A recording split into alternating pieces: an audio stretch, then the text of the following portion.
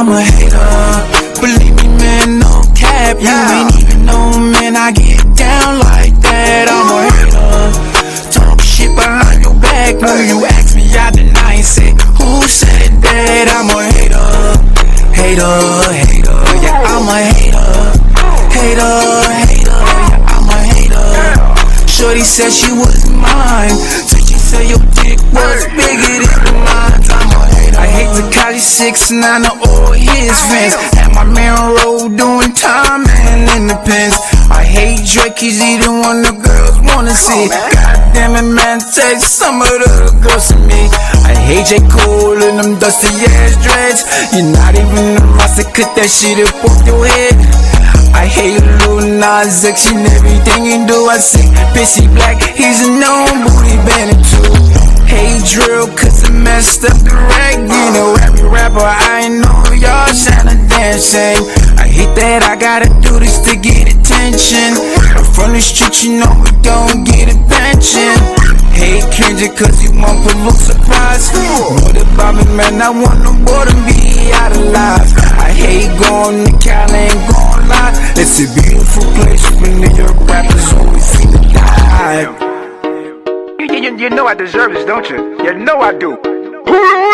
Ching ching, baby. I'm a hater. Believe me, man, no cap. You ain't even know, man, I get down like that. I'm a hater. Talk shit behind your back. When you ask me, I deny and say, who said that? I'm a hater. Hater, yeah, I'm a hater. Hater, yeah, I'm a hater. Shorty said she wasn't mine, so she said your dick was bigger than mine. I'm a hater. I hate council culture, people and their feelings. I hate that guns get more rights than women. I hate a rat and that's a fact, and I'll never stop. The only thing I hate more than that is a crooked cop. Hey Jake Hollow, I'm a hater and I love it too. Rapping like Drake, won't you be boy? Yeah, we back in the studio, y'all. You already know what it is. I do a lot of on-location events, so I don't be in the studio too often. But when I am in the studio, you know what I'm saying? Like, I bring in special guests. So shout out my guy DJ Weddy Wolf, because when I go live on location, you know what I mean? He's the DJ for me with the system and everything like that. Shout out to Wolf Kings. Shout out to Rough Riders Radio. Shout out to Dawson K all in the live. You can go to grindhardtv.com and you can see the Summer Jam episode when we was in Summer Jam performing all day. Shout out Chris Welch and the whole Mixie Guards. You can also see the episode with the Hawks on Father's Day when they was in studio with me and stuff like that. But today, I have the one, the only, $1 Million Smiles, y'all. Ching. Yeah. You know what I'm saying? Yo, bro. Talk to me. I brought you on the show because I'm feeling the whole, you know, some people want to say, could say gimmick or whatever the case may be, or, you know, everybody has their own style of what they do to make it, or, you know, how they express themselves. You know what I'm saying? Like, I'm a guy where I speak about real life stuff that I go through. I'm like very transparent with a lot of stuff. You know what I'm saying? You have a big story behind you. Shout out, yo, Day Day was good. Shout out Day Day in the live. You have a very interesting story. But where I want to start at first is I want to know what inspired the whole character thing, because that's what attracted me to your whole persona, your whole character situation. So let everybody know out here in Grindhard TV podcast land, like what inspired the whole persona right here?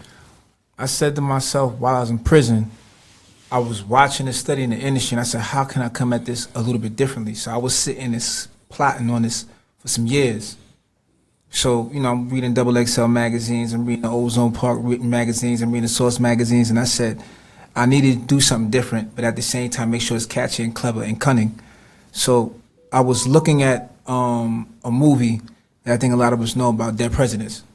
Okay.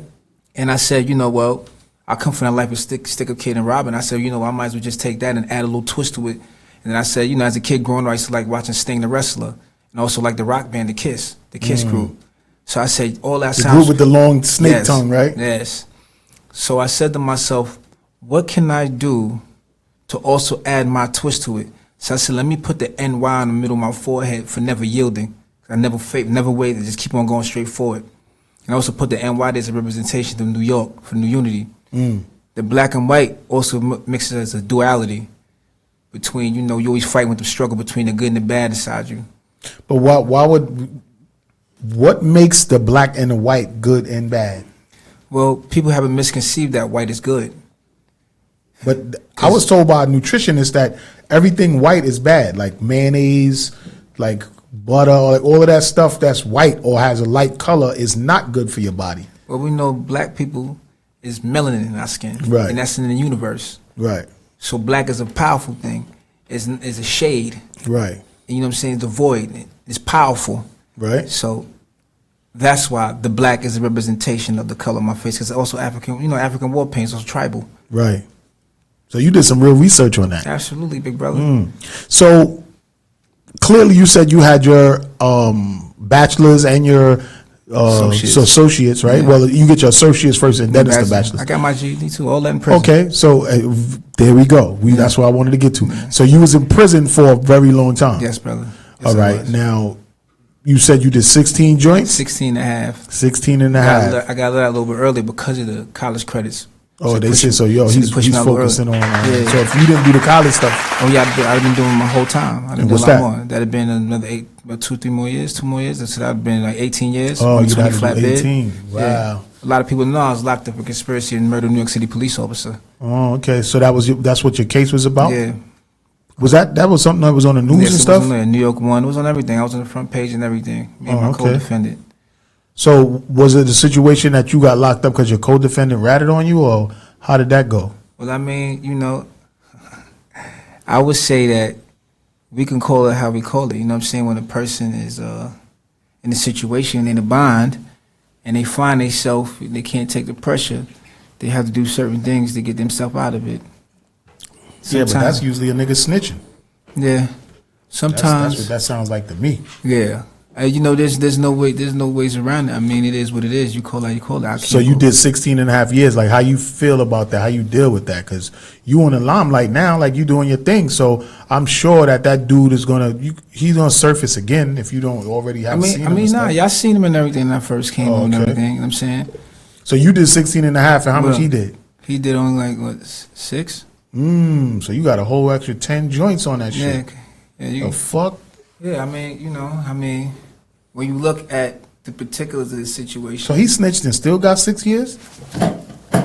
Yeah, because in order for us to get the deal, because I was looking at 40 to life. So the 40 to life, you know, he was like, yo, let's fight it. And I was like, bruh, we can't fight nothing because of the statement. You know what I'm saying? And you got to be mindful that, you know, I love this individual. This is a friend of yours. Oh, yes. You know what I'm saying? I would do anything for him. Let me put it this way, man. When people hit him up and shot him up, I was right there with him doing the drive-bys. When I was in that type of life. It's a fact. You know what I'm saying? If I would go and then turn and snitch on you, damn, that's crazy. You know, you never know what pressure does to the individual. Of course, pressure bust pipes. Or make diamonds. And you know what I'm saying? And it will make diamonds, like you said. So, you know what I mean? You went through that part of your life and it birthed this. Yes, the boogeyman. And this is what's going to take you to the next level right here. Yes. So what happens if that dude comes around and be like, yo, I'm sorry, we peoples, I love you, my guy, let's work it out. Let me work with you with your business. What you going to say? I can't. And I understand, and he should too. I can't. Kick rocks, motherfucking rat boy. But you know what I'm saying? But yo, enough with that. We got into your backstory, really. You know what I'm saying? But how'd you come up as a child? Where you grow up and everything like that? Let's talk about that. Well, I grew up in South Jamaica. South side, we outside. You know what I mean? From Gabba Boulevard. You was born and raised in Queens. Born and raised in Queens. Oh, okay. So you Queens bred. Born and bred. All that. Basic projects up the block for me. 40 projects down the block for me. Oh, okay. So you came up during that whole. You was like a little young child during that whole Supreme Team Fat Cat era and all that. You see the cars and all that stuff by the park and everything. Yeah, as a kid, it's a fact. When we go play basketball, you see them all different types of cars. Yeah. Money, jewelry, all that. All that stuff. Money, jewelry, living like a star. And I wasn't too far from a Jaguar car. Yeah. Shout out to Coogee rap with that joint right there. You know what I'm saying?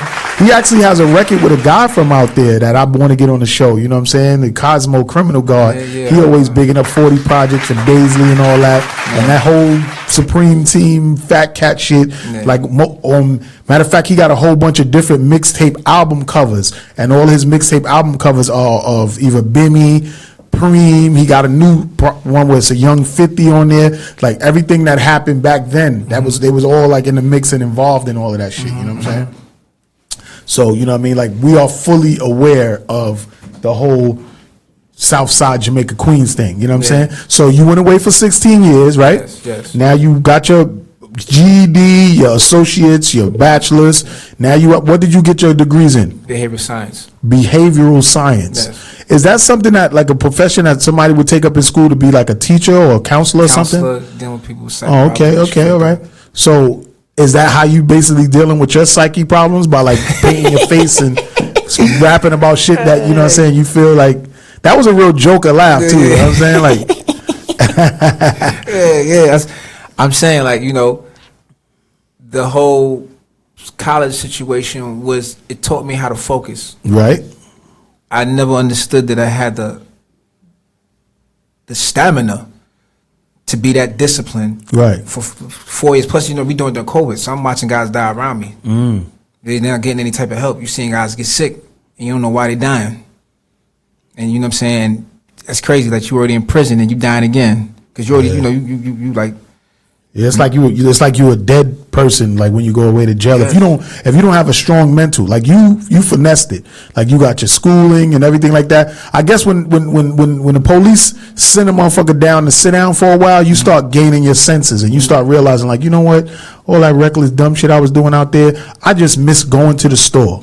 Yes. Like, people don't understand how important it is just to walk to the damn store. Yes. When your peoples or your wife or your moms, whoever, tell you, yo, go to the store and get some bread or some eggs, you're like, oh, I don't feel like going to the. When you go to jail, you miss some of the minuscule things that you wish you could still do. Because I know. See, me, I was a type of criminal back in the days where if they caught me, they may have not caught me red-handed. They may have not caught the murder weapon or whatever the case may be. Excuse my language. I don't want to say murder weapon. Let's not talk about that. But they may have not got the weapon or whatever the case may be. But I'm not taking it to trial. Yes. I'm a nigga that's pleading guilty. Yes. Give me the best deal you could get where I don't have to sacrifice anybody. I don't have to tell nothing. Because, you know, when you get locked up, and you know this, when you get locked up for a gun, the first thing the detectives do is they bring you upstairs. And they want to talk. That's the first thing they want to talk about. Like, where you got this from? And what can you tell me to help me out? Yes. You know what I mean? Because unless somebody tell on themselves, somebody's telling on you, or there's blatant major evidence that they have. And that's nowadays they got the whole forensic and the camera situation, so you really can't really get away from nothing. But cops don't really be knowing shit unless somebody tells, or you practically give yourself up, or you get caught with the forensic and the cameras and stuff like that. So me, back then, when I was a wild young gunner in the streets and stuff like that, there wasn't a camera era. It wasn't the eye watching you era. So, you know, we got away with a lot of stuff. So for me to get away from having to do an asshole full of time like a lot of my friends, whenever the police bag me for something, they may have not caught me for it, but I know I did this shit. I'm getting the best deal I could get. Because back then, back then they gave away a lot of 6 months, 5 years probation. They gave away a lot of bullets for a gun. You do 8 months on Rikers Island, you know what I'm saying? And I was 8 months in them and 6 months and 5 years probation in them like a motherfucker. And I ain't have to never do more than 2 years in jail. So out of my whole career, criminal career, I should say, I never had to do more than 2 years. And I always was on Rikers Island, or I was locked up in the Queen's house, or one time me and my brother did a show and we got locked up in Connecticut at HCC. But that was just some bullshit. But you know what I mean? Like, those are the only times that I was locked up where I pled guilty to shit. Like, I'm not taking it to trial. Like, I know what evidence is against me. No way. And then the nigga caught me with a gun, why am I taking that to trial? I don't have no gun license. So what am I trying to do? Like, I know I was wrongfully carrying that hammer. Like, and this is like second or third offense. Nah, give me that bullet. Give me that bullet. I'll take that. But see, nowadays it's different. Like they giving motherfuckers 3.5. You know what I mean? So you definitely going up north now. So this is the reason why I really never had to go up north, because I always pled guilty to a bullet or 6 months, 5 years probation, got something ran concurrent, and then I had time on the back end from that other charge, and I wound up getting out early. You know what I'm saying? So I never had to compromise anybody and snitch or nothing like that. I never had to do that because I was always, yo, give me the best deal. I'll take that 6 months with some probation. And when I was out on the street, it already clicked to me. You stay in school, you keep a job, and the POs don't fuck with you. And I knew that because, you know, I'm not, this is, you know, statute of limitations and all that shit is over. I used to go in the PO office with the blicky. Like, they would never search me because I was such a good person. I had a job. I was in school. So they didn't search me. Just come with the questionnaire. And I was like, yay. You feel me? Absolutely. But it was a lot of my friends that didn't think like that. And some of my dudes always come up to me and they be like, yo, Will, you always got a job. Yo, exactly.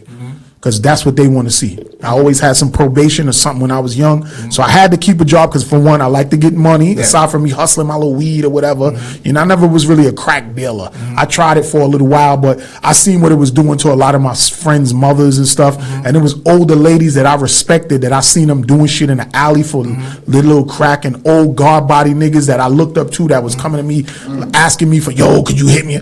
I ain't liked what that was doing to my peoples. So my crack dealing days was very short. Got you. Very short. I wasn't into the crack dealing, but our robbery and guns. Yeah, it's a whole different way. That was a whole different ball game for me. I was that guy. But once when I was like 19 years old, I got stabbed up, and I talk about this all the time. That put a whole nother perspective in my life too. You know what I'm saying? And then I had a kid that I thought was mine at the time, and that kind of put me in the right path. So everything you do in your life dictates on how you're going to become as an adult. You know what I'm saying? And I feel like you going through what you went through gave you your knowledge, and it gave you a lesson to say, look, I'm not trying to be like that no more. And then you already sat back a long time and idolized and analyzed and said, I'm going to come different on this hip hop shit. Absolutely. And you came with that. So what made you come up with the whole hater concept in the song Hater? Because it's a dope record. You're saying a lot of stuff in it too. So what was the concept behind that? A lot of people get it misconstrued, but thinking that I'm just hating on the individual. I'm not actually hating on the individual. Right. I'm hating on the particular ills of society. Right. You know, some of us are destitute. We come from impoverished areas, right, and then we want more. So they created this environment that we live in, the prejudice that they killed, the society ills. To make a long story short, Hater was made out of me saying, you know, how can I come at the industry a little bit more differently, and how can I be witty and clever at the same time, right, without sounding like I'm biting on somebody else's style. Right. So I said, well, 50 had How to Rob. He had Maynard saying Hi Hater. So I said he had like their own signature song when they first came out. Right. So I said, you know what? Let me think about how can I do that for myself. So I said, I got the beat first. And then when I found the beat on the kiosk in prison. So a lot of people don't know what a kiosk is. The kiosk is when you go listen to people beats, or you get emails from your family so you can upload your tablet. Oh, they got all of that in jail? Yeah, this is a new project. They just started doing probably the last 2 to 3 years now. Oh, see, I don't know. I never had to go up north. So there was a cat by the name of Low-Key, the producer. While I was incarcerated, I had told my wife, listen, I need to get to this producer. I need this beat. I had got my stimulus check. In jail? In jail. You got the stimulus check. Oh, they giving out stimuluses in jail too? Yeah, they was giving out the stimulus in jail. Get the fuck out of here. So I took my stimulus money. You know, y'all could call up and talk to $1 Million Smiles, 516-540-1648. Call up. So I took my stimulus money. I told my wife to get in contact with Low-Key, the producer. He didn't pick up because he seen my wife. You know, he took a look at her Instagram and said she's not into music. So I had to get my little homie Blaze, 2G Blaze. Right. Shout out to 2G Blaze. Lil bro had did it for me, and he contacted him. So Low-Key was like, yo, I'm selling this beat or outright. So I was like, listen, I'll give you my whole stimulus check for that. I said, I'm in prison right now. I heard that beat. I need that beat. I know I'm going to do something special with this beat. He said, where you call me from? I said, I'm calling you from Sing Sing Correction Facility. And mind you, you're not supposed to be doing 3-way calls in prison. I took that calculated risk. I was willing to do it because I seen there was something about the song that could set me apart from everybody else in the pack. Right.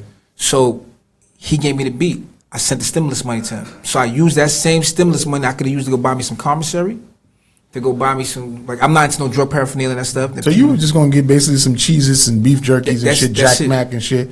That's it. So I sent them the money, and then the first day home, I went to the masjid. After the masjid, I went straight to my man's drop studio, Hall of Fame drop, and I laid down I'm a Hater in his studio. In jail? No, when I got out. Oh. So you talking about Hall of Fame studios in Queens? Yeah, then my man Drop was the one I was running. Teardrops? Yeah, Teardrops. Yeah. Shout out my guy, Teardrops. So, you know, me and son lived in Palmer together. Yeah, that's my guy. Time, that's my fucking guy. So Teardrops is like, Smiley, you got it with this song. Let's make sure it comes out perfect, come out right, because it's been a minute since you've been in the studio. Right, I just only been out a couple, like, literally, like, we left from, my wife took me down there to the studio out in Queens, and I went to the studio, and I laid the track down. Right. You know what I'm saying? But mind you, I'm going to let y'all know something that I had 2 opportunities to come up the bat. Shout out to RPX that's in the building right now, tuned in, watching you real quick. So it's a spot that you probably going to be on next. While I was in Sing Sing, there's a program called RTA in Carnegie Hall. Right. RTA assisted me on learning how to act. Mm-hmm. So I want to be able to take some of those tools I had and add it into my character. Right. So if I do a video, I want to make sure I have as many answers as I have, because I want to sell fun and entertainment. Right. And don't get me wrong, I also want to sell a little bit of that dark side to add that boogeyman situation, so there's a duality between the two. Right. So you got the good and the bad. So to make a long story short, after we laid the track down, we put the track out, and then the first opportunity to go to the club and lay it down, I didn't even know what people's reaction was going to be, right? Because I'm calling myself a hater. Mm-hmm. So, but hater is such a popular term in hip hop culture. Like everything is a hater. Yeah. I'm a hater. Nowadays, you know, it's a new word that's coming up. Weird. Maybe you should make some song about weird, being weird, because everybody like, oh, it's weird, and then you could probably use a sample from what's the nigga name, the Coca-Cola guy? He'd be like, why are you being weird to me? What's the nigga from Fast and Furious, the bald head guy? Vin Diesel? Nah, the bald head black guy that was in Tyrese. Why are you being weird to me? You should do something called weird, because that's a big phrase right now in the culture. But the hater, I'm a hater. That's you basically just calling yourself one of the most popular words that's in, you know what I'm saying, hip hop culture. Hater. Taboo. You know what I mean? Taboo to call yeah, somebody, the girl, one of the twins, the girl T and Tamara, she just was on some. It's a viral post of her saying, "You're not nobody until you got a hater." Hater means something. She said the meaning of what hater is, and she went in and she was like, "Yeah, so I like my haters." Like, so you saying you're a hater and you rapping about why you're hating on shit? You make a lot of sense in your rhymes, like about why you hating on shit, because there's a lot of stuff that go on that people don't like, but they don't want to seem like a hater. Yeah. But now you can come in and tell them, like, I'm hating because this dumbass. That's a fact. You know what I'm saying? Like, I feel it's not right that Tekashi 6ix9ine should be getting the type of admiration he getting and people working with, especially. That's crazy, because Boosie just was online yesterday talking about why did Kodak Black do a video with him and the whole song and everything. And Kodak Black like, yo, I don't care, this business. I ain't worried about that. I know people like him. I know he's popular. He's famous. Yeah, he sent niggas to jail and all this and that, but I don't care about none of that. Like, I'm gonna do what I do for my bread. You know what I'm saying? So what do you think about that? Well, it tells you certain people don't have integrity. Okay. Integrity means a lot to me, especially the place I came from. That's what guys rely on, their word and their honor. Right. I'm saying you can't backpedal on that. Right. You know, so when you look at someone like Tekashi 6ix9ine, that person's the devil, man. That's Satan in the flesh. That's everything that's not supposed to be here in front of us to make it acceptable. And what happened is they got these kids misconstrued that this person is the right person to follow. It's no different than drill music. That's why I'm going at drill music too. I don't care how anybody feel. Fuck them. That's what's up. That's what's up. And you got a new song out too with Cuckoo the Bag of Bones. Yeah, it's a fact. Yeah. Yo, call up 516-540-1684 or just come in on the live. I got Cuckoo the Bag of Bones in here right now, actually. Shout out to Cuckoo. You know what I'm saying? He tuned in. You know what I mean? But yeah, I mean, you said you don't give a fuck about anybody. Nah, I don't give a fuck about. Well, you saying you a hater? You supposed to really show people like fuck y'all. I don't care, because you know, at the end of the day, only people I really care about is my family and the people that surround me and support me. Facts. Fuck everybody else and how they feel, what their opinion is. It took me a long time to develop that type of skin. You remember, I grew up as a little fat little kid, just want to play video games all day. Oh, so how you lost all that weight? Well, I was forced to do boot camp after I did a house invasion. Oh. You know what I'm saying? So I did 6 months boot camp. And that slimmed you down and kept you slim? And then I got locked up again.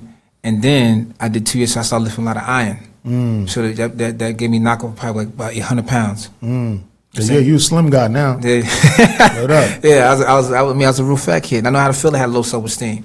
I know it feel like to have people look down on you, don't want to respect you. I know the fight to go to projects, get slapped, and you piss on yourself. You know what's so crazy? Because you go to other countries and women love guys with weight on them because they know that them guys is either you eating or you got money or you not sick. Yeah. Because you know they be thinking that if a guy's too skinny, he could be sick or something like that. A fat dude ain't gonna be sick and be fat.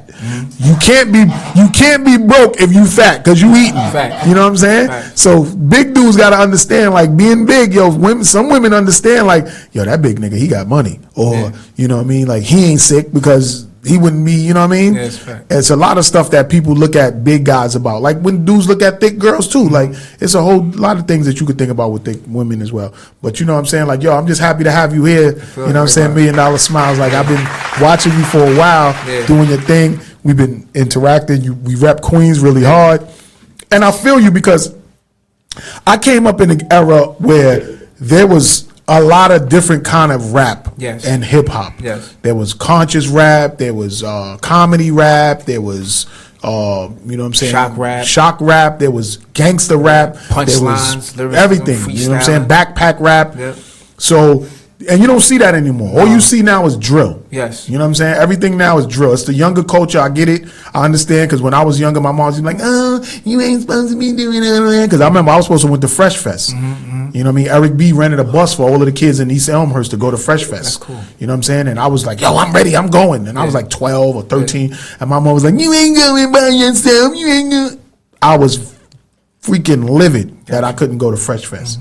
That was with Houdini, Run DMC, you know what I'm saying? Like, it was lit. That's when Jermaine Dupri was the little kid out there dancing. Yo, man, I had the opportunity to go there from living in East Elmhurst with Eric B. And, you know what I mean? Like, absolutely. I was livid from that, bro. But, you know what I mean? Like, that didn't stop me, and I still kept grinding. I kept doing my thing, and, you know what I mean? I'm still here now, producing and creating and leaving legacy, you know what I'm saying, through the hip hop culture and shit like that. But I remember when there was guys like yourself that had whole, I don't want to keep saying it's a gimmick, but it's just your own style. It's your own style. You original with your thing. They said it was some guy out now that's doing it too. Yeah, Velcro. But I've been drawing the character before Velcro even started it. But nothing against him and what he doing. Right. We're not hating on a guy, nothing like that. Well, you are hating. But I do want his success though. I'm hating on that because I feel like I know I should be there too. It ain't right then everybody look down on me and I'll smell. I need that. What about me? I don't want to be out here robbing people, sticking people up. That shit ain't fun. You know what I'm saying? You gotta hate on these niggas. Fuck that, son. Man. You gotta be a hater, son. You a hater. You know what you You're a hater. Talk shit behind your back, and I ain't getting down like that. I'm a hater. Yeah, man. Word up. So fuck it. Tell him fuck him. You want that spot. Yeah. But real talk. But you got a song with Cuckoo the Bag of Bones. Yes. You know what I'm saying? That's crazy. Booking season where you booking, so because that was really like your thing. That's my thing. Yeah, you was booking niggas. That's a fact. That's my thing. Y'all young boys out here know what booking is, because that's all y'all rap about. Catching the lick. Catching the lick. Y'all booking. Y'all doing this. Y'all doing that. So what would you say the positive thing about you is? Because you're not on no real negative shit. You just rapping about it and expressing it in your music. Like me, I express shit about relationships and, you know what I mean, how things I've been through with women and stuff like that. But you've been through a lot of stuff, a lot of prison time, you know what I'm saying? Just recently, you've been your whole studio, your apartment, everything you had was burnt down. You lost everything. Talk about that right there. Like, let everybody know how that's affecting you. I was getting ready for a show. We was getting ready to come back, and I couldn't even do the show because you thought the airplane had fell into the Bronx. That's how much smoke it was, and it happened on June 11th. And anybody go look at that, it was on all the channels, on all news stations. When we get there, you know what I'm saying, I don't know what happened to the cat. I think, my wife I think the cat got out the apartment, but my wife don't think so. But I think the cat made it out. But I lost everything I came home from prison with. People don't know I only been home for about 112 days. And I've been hitting the pavement. That's only 4 months. Yeah, and I've been stomping the pavement hard, getting myself played on 105 by myself. Yo, you right, because you have been doing a lot for somebody that just been home 4 months. I released the AO QGTM video longer than that. Yeah. So that the AO Queens Get the Money video has been out longer than you've been home. That's a fact, bro. You know what I'm saying? So that's real, because that's one of my newest, freshest singles besides the Go Baby and the Be Told with Crucial, Mr. One Love. So Get the Money, No Time, No Cash. Yeah. And you've been grinding hard. That's why you here, my guy, because I see your grind. I respect your character situation, all of that. I feel extra bad that your whole shit got burnt down. Like, I don't mean to interject, but where I wasn't expecting that the city of New York would put us into a motel, and then my kids are subjected to see certain type of sexual activities out there between people. And I'm not knocking nobody in their gender, and they do what they doing, but you know. Oh, y'all didn't ran down on gay people getting busy in public? Yeah, they was doing what they was doing, bro. And then when you take it back to us, they send us to a shelter. The shelter is just like the prison. The beds is the same beds my kids sleeping on. The same beds I shed on my wife and my kids got to be subjected to. So do they have the same row of beds with lockers in between each shit? It's the same brown bunk bed, my brother. Still whenever slept on. And they got the cage thing on the window. You can't open the window. They come around and do rounds just like in prison. That's crazy. Call crap, facts. But that's all made in prisons, right? They give it us to sleep for 19 cents an hour. Yeah. Right? Yeah. That's crazy. So all you little young boys that y'all want to be out here and y'all want to be putting niggas in packs and smoking them, y'all want to be shooting niggas and then going on your live and talking about it, snitching on yourself. Just know that y'all gonna be sleeping on the bunk beds, that the same bunk beds that y'all getting 19 cents an hour to make, y'all gonna be sleeping on them shits. And you got to think about that. And that's what I thought about early too, man, because after I went to Rikers Island for the first 2 times and I started seeing the same graffiti tag names on the wall, and I said to myself, I said, damn, why the fuck am I back here seeing the same graffiti on the wall? Like, that shit, like, why am I seeing this again? And I started like getting it in my brain early, like, I don't want to keep going through this shit. You know what I mean? And I was always the type of kid that wanted a job, because I grew up poor and homeless. I was in welfare hotels and shelters since I was a little kid. So I already knew what it was like. I didn't have to become a teenager and realize, oh, fuck that, I'm going to be out here doing it. Yeah, I did some stuff because I was just a wild boy, but I wanted more for myself. Even now to this day, like, I got a lot of shit going on for myself right now, but I want more. I want more. That's why I put out hit records and I promote the shit out them. I do podcasts, I do TV, I produce for a bunch of different networks, because I want more. And once you want more for yourself and you want to be great, you don't got time for people that's not thinking on a great level. You ain't thinking great, I can't help you, my nigga. Like, success is the greatest revenge, bro. Yeah, son. You know, success is the greatest revenge. I was looking at some shit with Plies, and he was like, he want greatness. He want greatness. He don't want regular. He not regular. He said, if you want regular, you pump 87. I'm 93. It's a fact. Premium. You feel me? It's a fact. And I love that saying that he said that. You know what I'm saying? Because that's how I feel. And I don't be acting bougie or nothing like that, but I'm motherfucking the shit. Facts. You know what I'm saying? So for you to paint your face and you come out with songs like that, and you the character in the game now where they don't have that really no more, I applaud you for that. Appreciate that, because a lot of motherfuckers will feel like they too good for that in the era right now where it's all about fucking bitches and shooting niggas and putting them in a pack. You bringing something back that was here before these little niggas was big enough to even understand what it was. You know what I'm saying? So that's why I got you here, my nigga. And I applaud you, appreciate you and everything, and that's why you on my show, man. A lot of people don't know. You gonna blow up, my nigga, and I'm glad I got you on here first. Appreciate it, bro. You know? A lot of people don't know, though. I'm saying that the crap I come from, I was right there with 50 and them. Yeah, you was, because y'all, Lord, you were a little bit younger. Yeah. So you kind of like Bang'em Smurf and Domination age. Right. You know what I'm saying? Because I know about them too as well. Shit, Domination doing. He supposed to come home. Yeah, but he did a lot of time too. It's a fact. And he was on fire before he went to jail. I was on tour with him. Yeah, he was on fire. I remember him. Bang'em Smurf and Domination. He was on fire. And then Bang'em Smurf, I guess he didn't realize that he was still not an American citizen, so that when he got bagged and he got deported, like a lot of my friends back in the days, he could still make a lot of shit happen out there though in Trinidad though. He's making shit. You know what I'm saying? So it's not all that bad to be in another country, but he can't come back unless he go back through Mexico or whatever. You know what I'm saying? If you come, because Trinidad is right there next to South America. You go through South America, get up into Mexico, and come through like all of the other motherfucking people that's coming in here getting free everything and eating good and throwing away millions of dollars worth of food and stuff like that. You could come back, bang 'em, come on back, figure it out. You'll be a different name, but you can still be Beckham Smurf. Fuck it. Like, yo, all of the Mexicans is doing it, and the Venezuelans and all of that. Like, why not? The fuck? Yeah. Shit. Yeah. If I could sneak my way back into a country that I wanted to get back in, you know what I'm saying, badly, I'll figure it out and do it. Because I heard it's not just like the Latin people that's coming in. It's a lot of, like, you know what I'm saying, African descent people, even though everybody's African descent, really. But, you know what I mean? Like, so with that being said, I've been seeing you do a lot of shows lately. You've been really, really on the scene. You know what I mean? That's another reason why I had to get you on the show. But like, I'm like, damn, out of all of the fucking artists out here that's doing their thing, like, I'm seeing this guy just 4 months out the gate. Yeah. When I say gate, I literally mean you was out the gate. Really hitting it. Yeah. And you know what I mean? Like, you hitting the pavement running. Yes. Mad shows, mad interviews, your record on Power 105. Yes. I'm like, this motherfucker doing really well right now. I'm getting played in UK tonight. Yeah. Getting played in and you got a show after this interview. Yeah. See, that's what I'm saying. Y'all niggas out here, y'all ain't working hard enough, man. Y'all ain't working hard enough. If he just came home for 4 months and he got all of that done, you know what I mean? Like, he getting more spins on Power than me. You feel what I'm saying? I could be a hater sometimes too, motherfucker. Shit. I had 2 situations where a person wanted to give me some deals. I had, what's that? You said Empire? I heard you say that. Empire's one of them, yeah.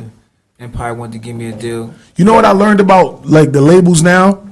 They want to give you 360 deals because, like, you really only getting money from digital downloads and streaming. And streaming is like a half a penny on the dollar. Yeah. It's a half a penny, like a quarter of a penny, not even a penny.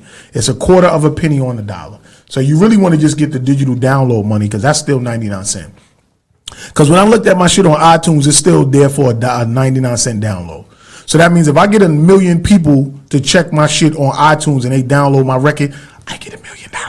Facts. You know what I'm saying? Yeah. So it's really the digital downloads that people really need to be fucking with. You know what I'm saying?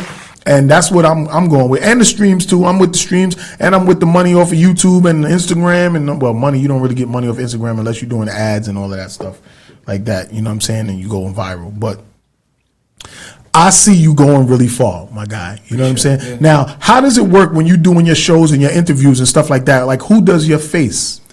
My wife and Jer. Ah, your wife and Jer. Yes. Your wife and Jer. That's a wife manager. Yes, she is. I'll tell you this. If she hadn't put that paint on my face, I think this wouldn't even happen, bro. So hold up. So it was her idea, or you? It was my idea, but she knew how to paint. Yeah, because I ain't know how to paint no makeup on my face. So how the fuck did the guy from jail draw your face like that, or he drew it first and then she painted it the way to paint? Oh, okay. Damn, yo, that's dope how your wife is there, like, handling everything for you, man. She's, and you know that's good because you get, like, his wife is in the building, y'all. Y'all may not see her, but she's here. I got her. She's here. You know what I'm saying? Like, what y'all don't know is that when you got a wife that really, really supports you, you can't lose. Can't, bro. You can't lose. And then on her behalf, on the women's behalf, she's everywhere anyway. So you bitches, y'all can't be trying to, like, do nothing. His wife is right there, like. Hit them knuckles. These hands is rated E for everyone. That's a fact. Don't play around. You know what I'm saying? So, you know what I'm saying? So obviously you're Muslim. Yes.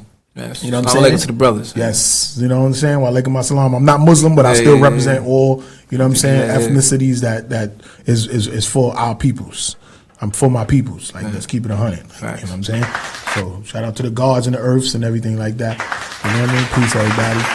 And all you Christians and everybody else and whatever, y'all, you know what I'm saying? But how is it having a woman there that's supporting you that you could go home to with at night, and after work is over, y'all get to eat together and cuddle together and all that? How better is that than just having some people helping you? And you know what I'm saying? Like, it's a different vibe. Let everybody know about that. It's more intimate and it's special because my wife is going to give me her honest opinion, even if it's constructive criticism. You might take that as, like, hating sometimes, like, oh, she just hating. But if she gonna tell you, like, no, babe, I'm not feeling that. Yeah, it's a fact. And you just gonna have to accept it. Yeah, but the thing is, I heed her advice too because I know women are very wise. Yes, and the women are the ones that buy the music. Yes. So those 99 cent downloads on iTunes, it'd be mostly women. Yes, it is. When I be looking at my analytics, though, it say my shit is catering to more men or whatever. But I got a lot of female-ish type of songs where girls could dance. I don't know, understand that, whatever. But men will just listen to your shit. They ain't gonna buy it. So when your wife talks to you and she tells you like, look, nah, we ain't doing it like that. Yeah. You definitely pay attention. But she says it into a way to me where it's not seeming like it's condescending or she's talking down. I mean, she's talking to me at a level I respect. So I really appreciate that. Because I came from an environment where the women in prison, that's CO correctional officers, they don't know how to talk to men. Oh yeah, they know how. They know how to talk to the ones that's boinking them. You know what I'm saying? But the ones, but the ones that ain't boinking them, they want to be that in that control. They were like, fuck that, get in your cell, nigga. You ain't getting nothing tonight. I'm gonna tell you this. Me and my wife had a business while we were in prison. I was selling sneakers called Grindhardtvpodcast. Oh yeah? Yeah, we selling kicks and sneakers. We selling kicks and wow. So y'all was mad smart. So how long have you and your wife been together throughout your incarceration? I met my wife when I was about 16 and she was 13. Okay. Yeah, so y'all like childhood sweethearts. It was cool, but you know, me and her brother was tight. Oh, okay. So I never tried to, you know. So your wife held you down like your whole bit? My wife, I was reaching out to her brother and yo, what's up with your sister? And he's like, oh no, man, you know, she don't be fucking with nobody like that, man. You know Right. I said, all right, man, let me get a number, man. So I called her. I said, yo, what's up, Shay? It's Smiley.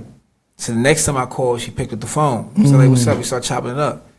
But I didn't know that, you know what I'm saying, that the way I used to treat her back in the days had an effect. Oh, see, we never know like how we being an asshole really do to somebody. You know what I'm saying? Till they tell you. So go ahead, finish your story. So she was like, you know, I remember when you used to be hopping out that C300 Chrysler.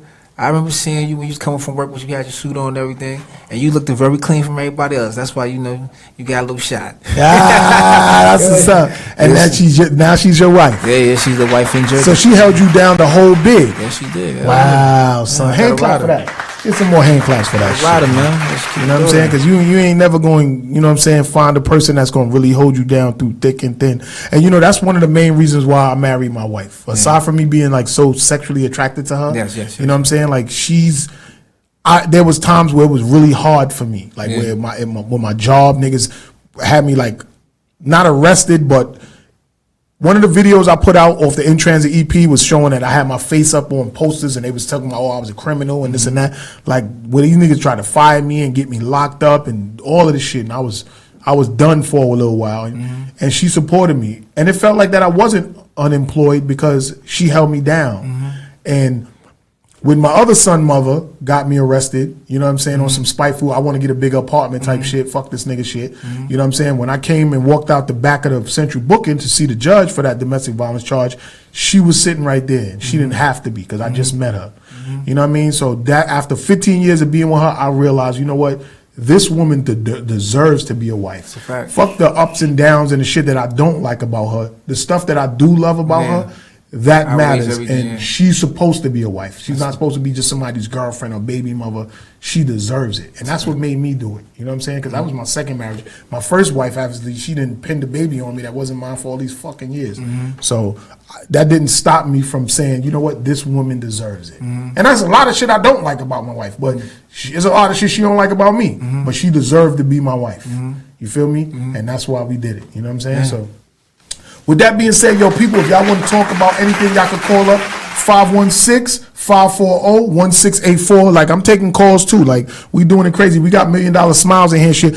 I'm going to see if somebody going to call up, but we going to go into some music because I want to play the song again that we started the show with. I'm a hater because the video, I'm in it. You know what I'm saying? I'm actually in that shit dancing. He was shooting against the sun, so you really can't see me, but you can see me moving. You can't see my face, but you can see me moving. But I'm in it because that's how much I support you. And you got a new video, a new song too, that we're gonna debut on the show and we're gonna play it. So shout out to the people that's in Cuckoo the Bag of Bones, Sincere for Dolo. You know Sincere for Dolo. He from Jamaica. Yeah, I'm sincere. Yeah, you know what I'm saying? Yo, we're going to go into some music. We're going to be right back with more. Y'all can call up. You feel me? You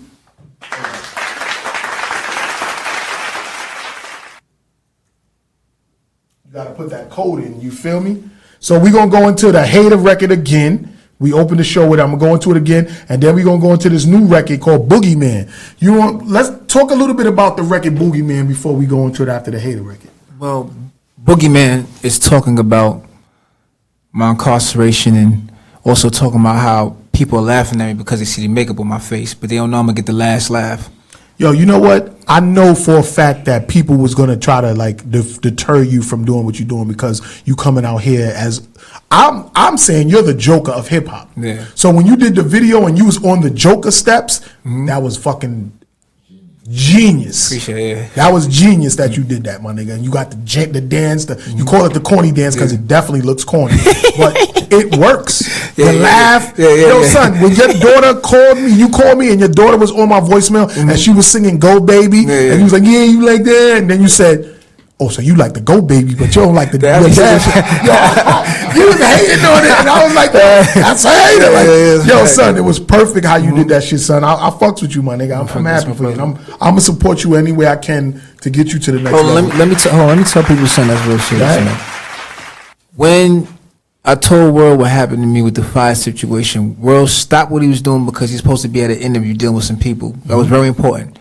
He met me in downtown Brooklyn, no question asked. He gave me that and said, "Here, my brother, take this," and he gave me money. Out of all the people I know, no one has done that for me. Yeah. Nobody. So whenever World say, "Smiley, I want you to pop out this show. Smiley, I need you to be at this interview," I'm there, my brother. That's a fact. No doubt, my guy. Yeah, you know, See, my shit is genuine, son. When I say I fucks with you, I fucks with you. If I don't fuck with you, you won't see me. Yeah. I won't pull up to your events. I won't be around you. And if I am around you due to the circumstances, I'm going to show you that I'm not fucking with you like that. Yeah. Like, this is what it is. Like, I don't give a fuck. Like, it may not be no beef to where we going to scrap when we see each other, but I'm not going to act like we cool when I know we not. If you and I know we not cool, I'm not going to pretend like we cool. You know what I'm saying? So with that being said, I'm a hater too. Fuck it. Yes, I'm going to say that. Cha-ching, cha-ching. You know what I'm saying? So with that being said, we're going to go into some music. We're going to go into the Hater record, and then I'm going to probably throw in one of my records, and then we're going to go into the new exclusive Boogeyman record. We're going to be back with more. It's your boy, Worldarama, Grindhard TV Podcast. Smiley, Hood, cha-ching, cha-ching. Jackpot. Grindhard.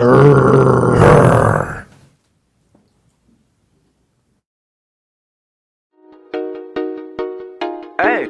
I'm a hater, believe me, man, no cap. You ain't even know, man, I get down like that. I'm a hater, talk shit behind your back. When you ask me, I deny and say, who said that? I'm a hater, yeah, I'm a hater, yeah, I'm a hater. Shorty said she wasn't mine, till she said your dick was bigger than mine. I'm a hater. I hate Tekashi 6ix9ine to all his fans. And my man Roll doing time and in the pens. I hate Drake, he's either one the girls wanna see. God damn it, man, take some of the girls to me. I hate J. Cole and them dusty ass dreads. You're not even the master, cut that shit up off your head.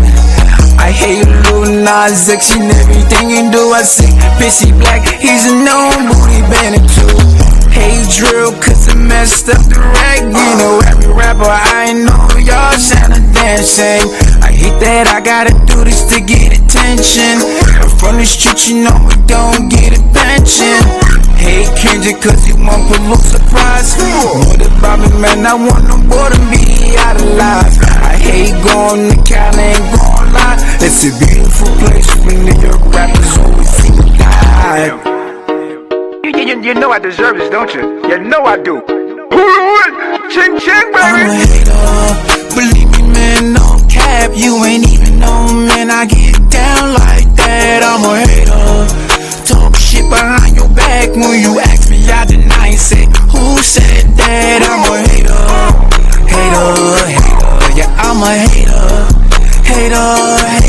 yeah, I'm a hater. Shorty said she wasn't mine, till she said your dick was bigger than mine. I'm a hater. I hate council culture, people and their feelings. I hate that guns get more rights than women. I hate a rat and that's a fact, and I never stop. The only thing I hate more than that is a crooked cop. Hey Jake Hollow, I'm a hater and I love it too. Rapping like Drake, won't you be boy original? I hate that DMX died in the coma. I hate the feds for locking up Casanova. I hate that Afro pop is winning men in every way. Plus I can't understand nothing that them singers say. I hate that New York man ain't winning, and a lot of y'all happy we're missing. So do the hater dance. Watch me do the hater dance. THC coming through the corny hater dance. So do the hater dance. Watch me do the hater dance. THC coming through the corny hater dance. Believe me, man, no cap. You ain't even know, man. I get down like that. I'm a hater. Talk shit behind your back when you ask me. I deny and say, who said that? I'm a hater. Hater, hater, yeah, I'm a hater. Hater, hater, yeah, I'm a hater. Shorty said she wasn't mine, so she said your dick was bigger than mine. I'm a hater.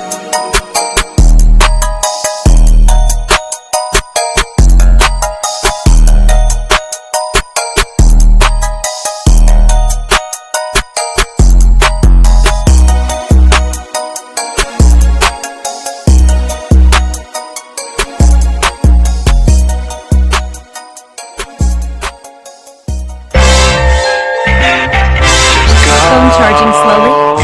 Just go. You cramp my style, you block my flow. You hurt my heart, you rip my soul. Where you be at, I just don't know. Girl, now you gotta go. Go, baby. Go, baby. Go, baby. Go.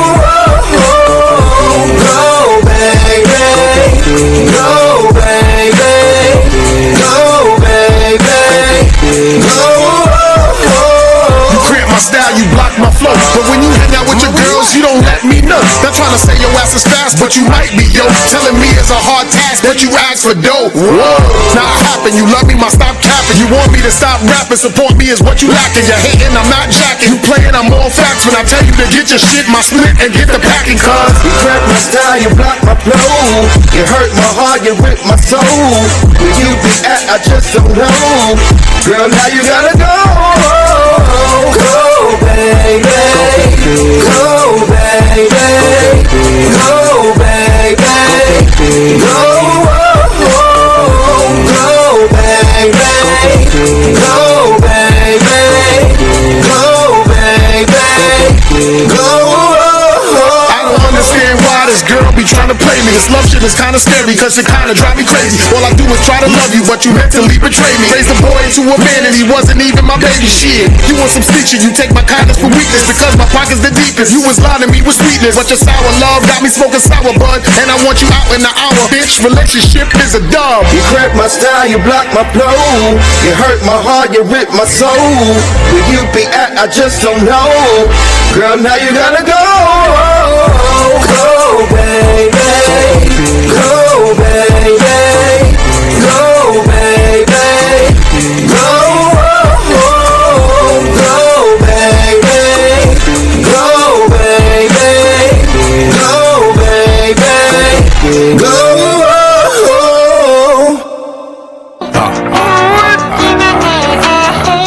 Hey, hey, hey.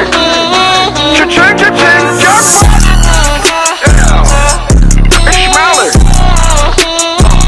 I'm the villain, huh?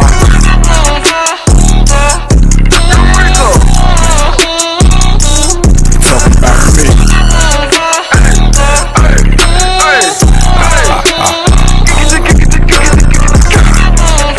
Don't be scared now. I got whooping in my face, I came to break some change. Everybody doing drilly, all side of say. I'm from the city where you used to have me own style. These rappers all follow me, cause I'm the leader now. If you look around, see all these rappers mad, cause they all scared to be their true self. They all after me, but I'ma get the bag. And guess what? I'ma get the last laugh.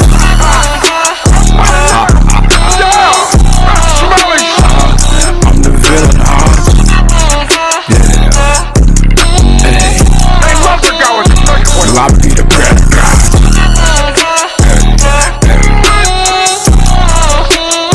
I guess they talking about me.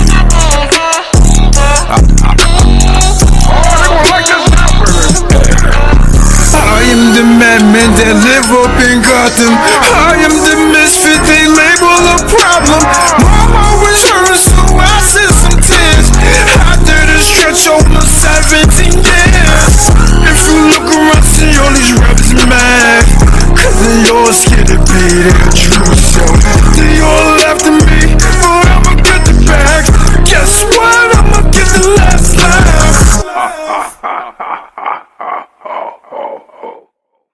Yo.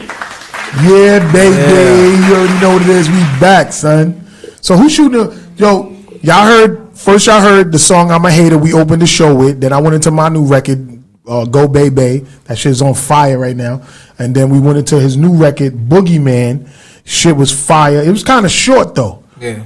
Well, how long is that song? About what is like 2 minutes, 2.5 minutes? It was less than 2 minutes. Like it was like 2 minutes. Well, I did that strategically for a reason. Yeah. You don't have to make the songs too long, yeah. but it was a dope record. I like what you're doing. I like the laugh. I fucking with your whole character, son. Like that shit is. You know what I'm saying? You know what I mean? I like that. Really. It's a smart idea, man. I appreciate what you're doing for the game, and you repping Queens real hard too. I like the music, so I'm gonna support you, my guy, any way I can, man. That's what I'm gonna do. I support my peoples and shit, and the fact that you did so many years in jail and came home less than 4 months and got right to it, I support that, man. I salute you. Appreciate that. You know what I'm saying? So, actually, you got a record with my brother, Cuckoo the Bag of Bones, because we're about to revise the whole Insane Psycho Home LP that we put out. You know what I'm saying? Like in 2001, we made it all in like the 90s, but in like 2001, we dropped the album called Insane Psycho Home, where it was all solo songs with me and Kook. I think I got 4 records on there. He got the rest. And he's, we going to start like shooting videos for that stuff, and we going to start putting it out and, celebrating the fact that we put that shit out there and we didn't really promote it, because at the time we was going out separate ways and stuff like that, and we wasn't really seeing eye to eye about stuff, and we was solo artists. And I kind of think that was probably one of the reasons why most of the songs on there is just solo songs of us. I got you. You know what I'm saying? We was doing our own thing, and we still was working together, because that's my brother, you know what I mean? And we was just doing our own thing, and we never really like promoted it or nothing. And since I'm in a position right now where I'm a production company and I'm shooting videos for niggas and I'm doing shit and I got mad shit going on, I feel like it's only right that me and my brother, we work on some of that classic material that we have. We got the 90s, I got the 90s mixtape out there on all streaming platforms that got a bunch of stuff we did back in the days when I was like managing, marketing him and stuff like that. But this Insane Psycho Home project, it's a legendary project that we never really did nothing with. You know what I'm saying? And all the people that's tuning in, you know what I'm saying, y'all see this, y'all could go Insane Psycho Home, Cuckoo the Bag of Bones, and World. This was before I was Worldorama. I was World first. You know what I'm saying? And we about to revise a lot of them songs on there and shoot videos for and get a lot of visuals, so pay attention and stuff. And you and him got a song together. Yes. You know what I'm saying? And it's a dope record. You know what I'm saying? I like how y'all put it together. What it's called? Booking Season. Booking Season. And if y'all know what booking means robbing motherfuckers. Like how 50 came out with the How to Rob. Yeah, a lot of us young boys out in the game back in the days, we was robbing niggas. We was with that getting money. And when I say niggas, I don't mean just black people. We was robbing everything. Everything smoking. It wasn't about your skin color. It was about that green. You got that green and you got some diamonds or something on you. We want it. And that's what booking means. You know what I'm saying? Or booking back in the days meant booking, like running. Like I was booking. You know what I'm saying? Like only the older heads know about that. You know what I'm saying? We was booking or we was booking. That's a fact. We was booking or we was booking. Let me get you know that. what I'm saying? Take that. You know what I'm saying? So with that being said, we're gonna go to another break later. We're gonna go to that song. I think I got it in my archive somewhere, and we're gonna figure it out and stuff like that. But you know what I'm saying? What inspired that record right there? Well, I wanted to talk about, you know what I'm saying, that hunger. When you're deprived and you want more, and you seen everybody getting it. They got these chains on, right? They got these cars, and you got the desire. You can't get them. You can't get it nowhere else. Right. So you remember, Sticker Kid life his expectancy is probably 2-3 years, man. It's not long. He ain't got a long run like a hustler. Right. You know what I'm saying? And you got to remember, that's why Sticker Kid is the boogeyman. No, you're right, because that's how the real 50 Cent, the little short nigga from Brooklyn, that's what he was looked at as, the boogeyman. Yo, Eric B did a story one day about him. Remember, I told y'all, I came up in East Elmhurst. Eric, he used to be with them, the Supreme, the Puerto Rican Supreme from Fort Greene. Eric, he used to seen run a picture with, of all them before. Yeah, he would be running with that. Eric B, so I know him personally too. A lot of guys I know, like in the game. Yeah, you loopy, they don't know you're loopy. Exactly. Man. People don't know, but you know what I'm saying? So 50 used to be around Eric B and all of them and shit like that. And he said a story one day how they would be at events and they would see 50 like chilling next to a tree, a little short nigga chilling with a tree with a big gun on him. And they knew he was coming to rob niggas, and they would knew it. And they be like, so he would see him like, yo, 50, what you doing? You know what I'm saying? So it's a lot of history. It's a lot of history here, man. You know what I'm saying? So, but what else do you got going on besides just the music? Because you a very talented brother. So I want you to tell everybody, like, what are some of the things that you do aside from music? That, you know I got a book that I've written too called 10 Tips of a Happy Antagonist. 10 tips of a happy antagonist. Now break that down first before we get into it. Just break that title down. Yeah. What is that about? The happy antagonist, you know. I enjoy being the bad guy. It's cool being the bad guy. It's fun. Yeah, I'm not gonna say a lie to you. Like it's who likes to like not break the rules, but just bend them.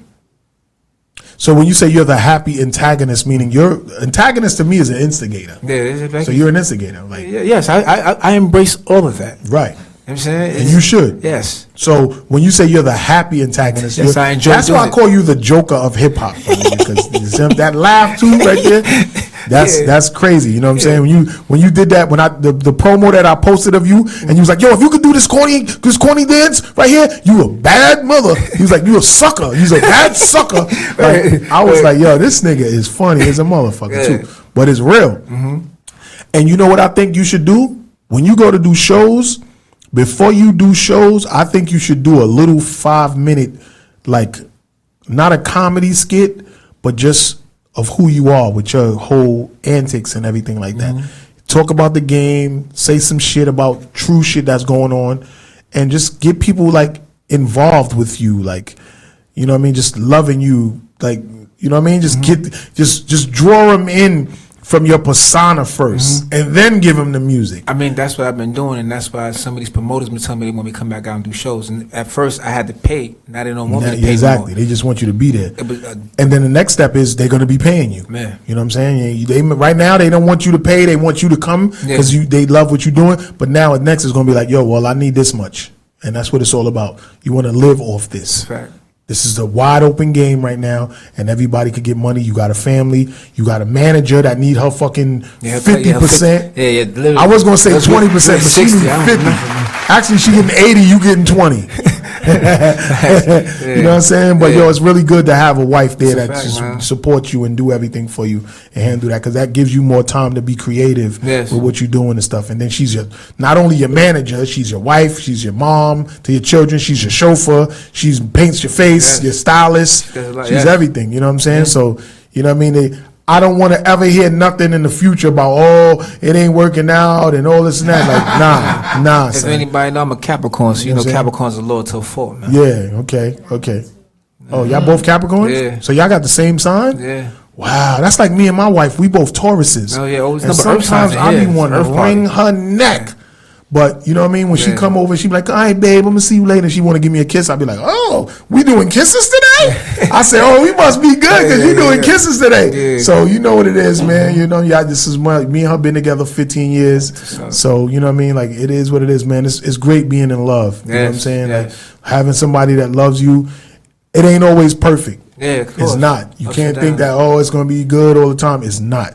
You know what I mean? So, a friend of mine, or I think it was a family member, that said to me when I got married, they was like, so did you do a prenup? I said, why would I need to do a prenup? He was like, well, you know, like nowadays, like shit may not go your way, and you don't do a prenup, you be fucked. And I was like, you know what? Excuse me for yawning. I be grounded. But I was like, yo, I've been through so much with this woman, and that when I was fucked up, down, she made me feel up. That's a fact. Same thing. Like she made me feel like when I wasn't working and getting no money, I didn't know, because I always was getting money. Like she always had me good. And no women I've ever been with been like that. And that right there tells me like she's a keeper, because she want to make sure I'm good no matter what. Even though she'll come around and fuck shit up and give mad attitude and be bitchy and stuff to people, but it's okay. Fuck y'all, because I know when I need her, she there for me. Fact. She ain't here for y'all, she here for me. So if y'all don't like her, fuck y'all niggas. Facts. I'm a hater. Fuck y'all niggas. She here for me. Yeah. And that's what made me decide to marry again after going through what I went through with my first wife, for her pinning a baby on me and getting me for fucking hundreds of thousands of dollars and shit throughout the years. And I gained a stepson out of it. Shout out Miki and Kat and all that. I still love y'all and everything like that. But you know what I'm saying? Like, it's real. Like, when you find that person that's going to really be down for you, I don't give a fuck who don't like them. As long as you love them and they doing what they got to do for you, you fuck with them. And that's the vibe I'm getting from you with your wife and shit like that. So you're gonna go far, man, especially with your wife on your team and helping you and shit like that. So this show that you doing after this, what's that show about? This show was like it's a day party. You know, it's getting a little late now, but it's a day party. As soon as I finished, I got to shoot there and do my set. So the brothers is waiting for me to come down there, because when I did the other show, one of his partners was there. He's like, listen, make sure you come to my show too. So they expecting me. They want to see me. So that's why, you know. So you're making me feel like I want to go to your show with you, man. Like, after this, I think I want to just dip out with you and shit and go and do what we got to do. You know what I'm saying? Yo, Math, how much time we got left on this? 40 minutes? Let me see what time it is right now. 7:10. 7:10. No, we're gonna go into another segment, but I wanna fuck with you, son. I wanna see you live. I wanna see the people. I wanna capture that and shit like that. You know what I mean? I'm all about that. Yo, shout out official Big Cree. Shout out G.com. Shout out Cold Smoke 24. Shout out everybody that came in on the live. You know, y'all could have called in. The numbers are on there. 516 call in, man. 540-1648. Y'all can ask him about his painted face. Y'all can ask him about him. Some question, people. You know what I'm saying? Y'all can do a whole bunch of stuff. So, you was born and raised in Queens. Yes. You did 16 joints. Yes. You got your GED, associates, and bachelor's in there. You have a childhood sweetheart that's now your wife. Yes. You have 2 children. Yes. One of them is here with you today. Yeah. Another one was singing my song and you was hating on her singing my song. Yeah. You know what I'm saying? You got the new video out right now. Yes, I'm a hater. I'm a hater. Yes. Who's the guy who shot the video? On BU. BU, was he the same guy that edited it? No, it was what's his name? Vernon? Was it Vernon baby up there? Vernon V? I just call him V. V edited, yeah. V from So Camden, Jersey. Shout out to y'all guys out there that edited and shot the video. The video's dope. I'm in it. You know what I'm saying? I got a little part in it when we next to the Queens Get the Money, the Sphere in Flushing Meadow Park. If y'all ain't know, that Sphere is famous. It was in Men in Black, Iron Man. It was in everything. We Queens niggas. We yeah. You here. Yeah. So, I'm at this in the video. I'm one of the guys trying to do the corny hater dance. You know what I'm saying? Because my guy called me and said, come out, and I came out. Made sure I did. You know what I mean? Because man, you don't find a lot of stand-up guys in this world. Yeah, it's not. You know what I'm saying? It's not. But I'm here. You know what I'm saying? And we got so much shit to do and so much ways to win. And I see you being a next big artist. I see you being the next big artist, my nigga, because what you doing, the music sounds good, but it ain't really all about talent nowadays, because it's all about numbers. But it's also all about your whole spiel and everything that you're doing right now. Like, that shit is real. And you being the character that you are, you can talk about a lot of shit in the game, and niggas can't give you no flack about it because you're a hater. Yeah. And you the joker of hip-hop, where you could talk about shit that's going on. Like, I think you should do a little vlog real quick. Everything that goes on in the game, you should say a little 5 to 15 minute vlog about what's going on in your way, on your hater shit. Like, I can say what the fuck I want. I'm a hater. I'm gonna tell y'all niggas, like, no, that's not good. He shouldn't be doing that. This is a sucker shit. This and that. Tekashi 69, whatever you want to talk about, I think you should do that. Build up your YouTube channel. Exactly what I'm doing, working on that. You know what I'm saying? So that's what you should do. Just go live, have your wife and your, set up a little camera, and every time some new shit pull up on Google about an artist, you need to give your opinion on it.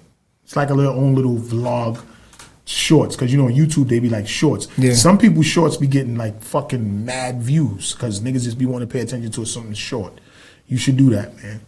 And use no holds barred for you. Nobody can see your face. Like, fuck them. Facts. You know what I'm saying? Like, say what you feel.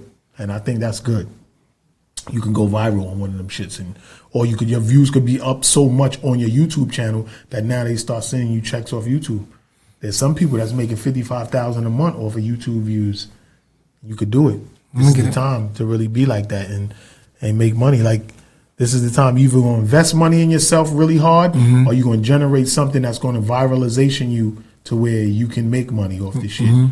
and you can just invest it back and you always be good. You know what I mean? And you got a family and you want to eat off this shit. And I notice a lot of niggas that come home from doing a lot of years and they going hard, they make it big. Like Mano, a couple of guys came home. Spobby Smurder and all that. You know, like these niggas came home from jail and them niggas just went. Wallow. A lot of niggas went to jail and came home and they did really well for themselves and shit now. And I see you're another guy because ain't nobody else doing that besides that guy you said. What's his name? Yeah, Velcro. But Velcro is he's a total. He's like a rock. He's rap. Yeah, he's doing like what Kid Rock does. Okay. Not knocking. He's doing it. We represent Jersey, but I represent New York. Yeah, you Queens all day. But yo, I just want to let y'all know. I'm going to be at a couple of shows. I can't really see them all because my phone is the one that got a lot. But we're going to be at the A3C and the Queens Atlanta joint. I'm opening up for Onyx on September 29th. And we're going to be in Atlanta. It's Positive K, Onyx, and... Damn, I forgot the guy's name who sings Keep rising to the top. You know you got Lonnie something, I think his name is. I'm gonna be there for AT2 too. Oh, you gonna be in Atlanta? You definitely can. S.STREET Media's in Atlanta, baby. The fuck, yo, we gonna be so deep out there, like, yo, don't fuck around. Don't fuck around. You know what I'm saying? Don't fuck around. But yo. Yes, we're going to be doing that in Atlanta the 29th. Shout out to the Rockaway Twins that put that together. Shout out to DJ Wishbone. Shout out to everybody that's doing their thing. You know what I'm saying? That's a total separate event from A3C and Queens Day Atlanta. You know what I'm saying? They doing their own thing. That, you know what I'm saying? That's my guy, Mike. But yeah, I'll be out there. I'm doing a whole bunch of shit. And it's a whole bunch of stuff that I really don't want to talk about just yet on the show because I just wanted to hit and let everybody know. But this Go Baby record is about to be the biggest. I'm going for number one because there hasn't been a number one hip hop record on the charts for a while because I think the people are kind of tired of hearing this trap shit all day. And I don't know why, because it's drill and trap is the wave right now. But I don't understand how hip hop is the number one music genre and there's not been no number one hip hop records in the game in so long. So I'm shooting for Go Baby to do that. Let me hand clap for that shit. You know what I'm saying? And we're going to see, yo, you never know. Smiley may have a number one record too that's going to go because ain't nobody else out there talking about, I'm a hater. No cap, you ain't even know, man, I get down like that. I'm a hater.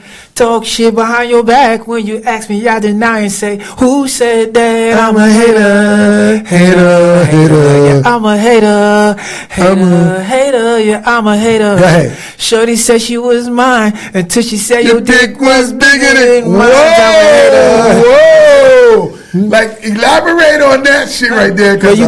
But you know when you a fat kid and all that stuff, you whip out that little Vienna sausage and ain't doing nothing. You know what I'm saying? About 200 pounds or like 230 pounds or like what 12, 13 years, a little wiener wasn't doing it. Yeah. Trying to knock that weight off, you know, things started stretching out a little more. Oh, okay. So yeah. So basically you saying to all of the big kids, y'all want y'all little baby to get a little bit bigger. Knock that weight off, man. Trim that belly down, trim that weight down. Yeah, man. It's and serious, it should be good, like, huh? But I guess you only feel like that until a woman tell you something about your dick. I remember when I was younger and stuff like that. I was popular since I was young, and when I was in elementary school, 127, you know what I'm saying, where they shot "Ain't Gonna Hurt Nobody," all the Kid and Play shit. Yeah. I went to that school, right? So I had a girlfriend. Shout out Melissa Moore. You could possibly see this post or whatever like that. I was a very popular little kid. I used to beat up the bullies and protect other kids that was getting bullied by bullies. They used to pay me $5 a week. You know what I mean? Like I was a goon since I was a little kid, by the way. And Melissa Moore was my girlfriend. She was a light-skinned girl. Everybody wanted my girlfriend. I don't know why. Like what? I was a little kid in fucking 4th and 5th grade. Everybody wanted my girlfriend though, man. I don't understand it. And I had to beat some dudes up over trying to play with her and shit. I'm like, yeah, nigga, don't play with me. Like, and you know, in a certain age, I think it was like the end of the year, we had to sit down and have a big talk because she found out that she was adopted. So her moms, who she thought was her moms, wasn't her moms. So we had a little talk about this when I was a little young toddler. And I was like, you know what, babe, it's all right. It's okay. I don't think I said babe, but I was like, you know what, it's all right. It's okay. I'm still here for you. Because what I would do is when some of our classmates would have birthday parties, I would go pick her up from her house and we would go to the party together as a date. And our parents knew about this. Yeah. I lived in a welfare hotel named Travelers back then. And she lived like on 25th Ave. So I would leave my crib and then go pick her up. Her mom's like, oh, young girl, so cute. And I would take her and go on a date to one of our friends' birthday parties. This is distinctive stuff that I remember as a little kid. Good times. And she could vouch this. Like if she was on this live, I would love to have her come in and talk about it. Like I was the man when I was in school, a little goon nigga. Like don't play with me, like for real. So you know what I mean? Like it's crazy to me now to be an adult and be going through relationship situations and shit when I've been in relationships for a long time. And I feel for you too, because and luckily for you that you had a childhood sweetheart that held you down all these years, because it could have easily went a different way. Been by you know what I'm myself. saying? And it would have been, and it's a lot of booty men that's in jail. That's a fact. You know what I'm That's a saying? fact. But I'm sure when you have a woman that's out there holding you down, that you don't, you know what I'm saying, you definitely don't want to get caught up in the mix of that shit. So tell us a little bit about, like, how was jail for you? And how did that influence you? Because that made you go and get a degree, your GED, and all that. So how was being in jail really influence you to turn your life around and do things the right way? Well, let's talk about mentorship. Yo, Cuckoo the Bag of Bones is like, I wanted her too. Even my brother wanted my girlfriend. Yeah. He even wanted my girl. Yeah. My own brother. Yeah. He wanted every girl I had though. So it is what it is. So mentorship plays a lot in it, because you had guys like Bobby Rose, Lawrence Bartley. You had guys like Jermaine Archer, Lamont, Macomb Lambo. Right. You had these older brothers there, and they were like all going to school. Because I was spinning the yard a lot. Then you had another older brother by the name of Tyrone Johnson. So he's like, Smiley, man, don't be like the rest of these kids out here, man. You're from Queens too, old time from Queens. Like, yo, man, go to school, man, get your GED, man. And I'm like, I ain't good at math, man. Math ain't my strength. Right. So he's like, just go, man, go get some tutoring. So he got some tutoring, some brothers to help me. You know what I'm saying? And I failed the GED test. Then I went up to Attica. When I went up to Attica, there was a brother that had all the GED answers. Ain't Attica that prison that was like mad famous? Yes, being... Attica Riots. That's what started everything. That's how you got the grievance process, because of Attica. Wow. So when I got to Attica, one of the Muslim brothers by the name of Booby gave me all the GED answers. So when I came back down to Sing with the GED answers, I just remember all 50 of the math answers for my GED. But writing and all that stuff, I had it all down pat. So I cheated by memorizing all 50 of the answers. So I had to find my way in. So once I passed the test, I gave the GED answers to all the brothers, all the guys I knew from out of Brooklyn, Queens, Harlem, Muslim brothers, guys they ain't know do it. So I passed it to them and they passed. Right. I mean, it felt good to see them on the visitor floor with their mother giving them a hug. You know what I'm saying? But then I ain't stopped there. I said, let me go get my associates now. Now when I got to myself working on getting my associates, I had to take these math classes. Now it's forced to learn the math. But they had a professor by the name of Professor Mr. McGovern. He made math more easier for me. So then I got better at math, and then I just started flying through college. Once you learn how to write your paper, there's a method and a style to writing papers, knowing how to cite it and research it. Then I got my bachelor's degree. Then I learned how to what's they call that? What's the computer science, which is like a whole nother world of me, because I've been away from. Remember when I got locked up, MySpace was out. Oh wow! And MySpace is no longer in existence. When I came back out, you got Google, you got Instagram, you got TikTok, you got Facebook. So this is a whole new world. Anyway, it was no even Google. Nah, it's no Google, bro. It was just Yahoo. Because Yahoo was big back then. Yahoo and MySpace. That's it. AOL. Yeah, it's a fact. You know what I'm saying? But see, that's the thing with you. Like, let's see, I want to talk about this. I'm glad you brought this shit up. See, Instagram and Facebook and what's the other shit? TikTok and Snapchat and Twitter. Y'all all be trying to like restrict people from posting shit and doing certain things. But what y'all don't realize is, if the people ain't fucking with you no more, you're done. Yeah, you're done.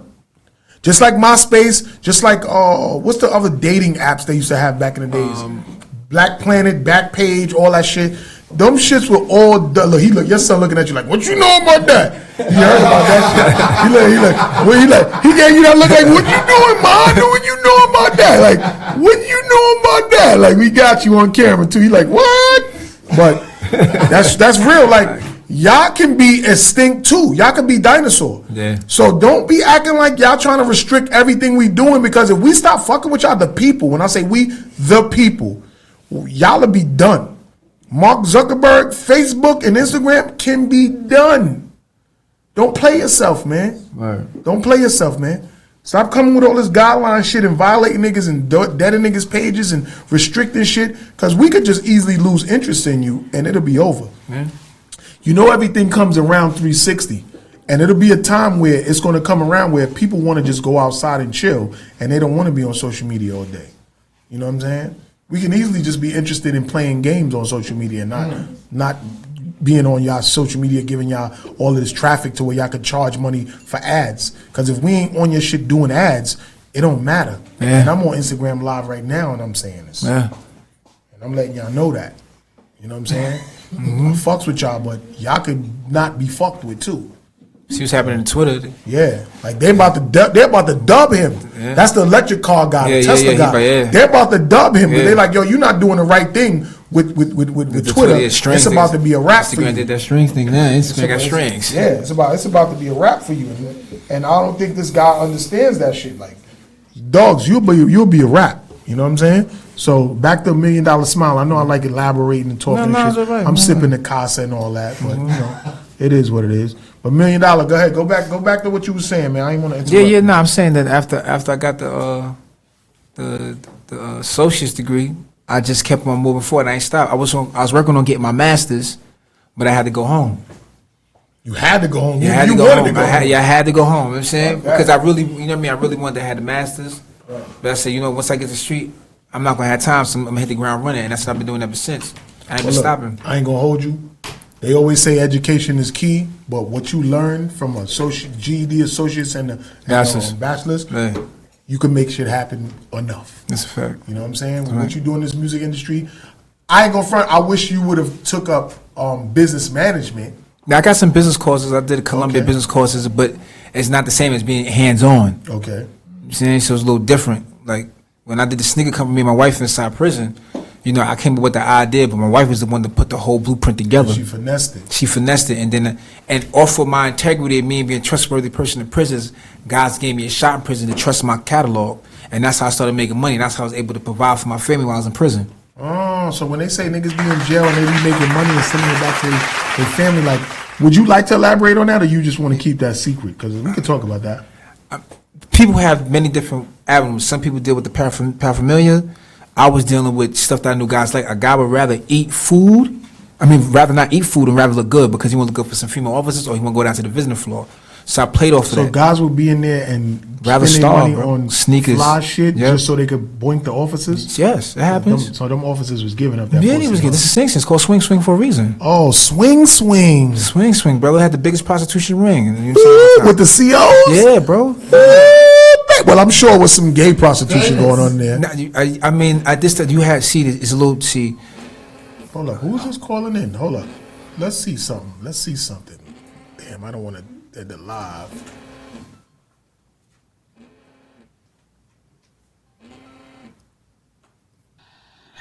Yo. Hey, yo, Miki, I'm live right now. You got to come on YouTube. Come on Instagram. I got you. Come on my Instagram. All right. Yeah. I ain't, you know what I'm saying? He calling me from WhatsApp and shit. This is my stepson right here. Okay, I got you. So go ahead, finish what you were saying. So, about people buying the Sing. Oh, you buying clothes, yeah. So the Swing. So, you know, you have to remember that everybody in Sing Sing has their own particular type of hustle. Some guys hustle food. This is how I want to meet in China Mac while in Sing Sing, correction. The Chinese guy. Yeah. Okay. So China Mac had the restaurant going on. He had every type of thing. He had guys selling stuff on the gallery. At this time, China Mac heard I make music and brought me down to the school building.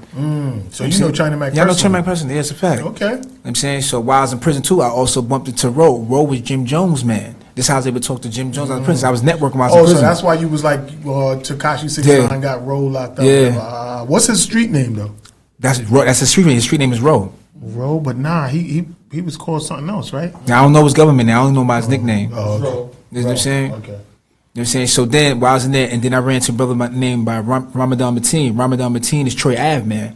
And this and this is how I was able to contact Troy Ave while I was in prison, chopping up with Troy Ave. Right. So I was always networking. Then while I was in there, I met into another brother, a Crip brother by the name of Rico. And Rico plugged me in with Butter, and Butter is Wink Loke brother. So while I was in prison, I was always networking, trying to find my way in the industry. So I'm writing hooks, saying hooks over the phone.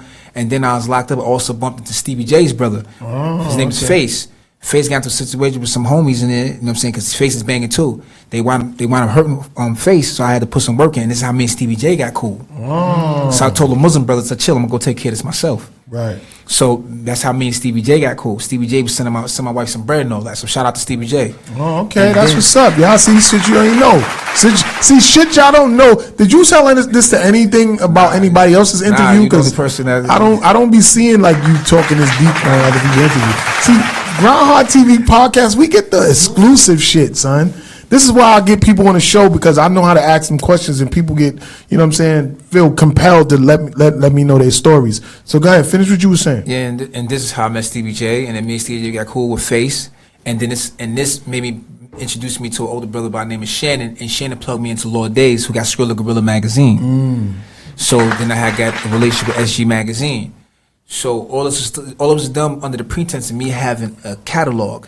The catalog gave me an opportunity to be able to deal with people on a business level. Right. So I had an incentive for them. Like, all right, they put my magazine inside. They put my catalog inside their magazines. They was giving me shout outs. I was giving their family members discounts. Right. So one hand watched the other, both hands watched the face. Right. So relationships, to me, what I learned in prison, the most important thing is relationships, and establishing and keeping those relationships, and not burning bridges that you get.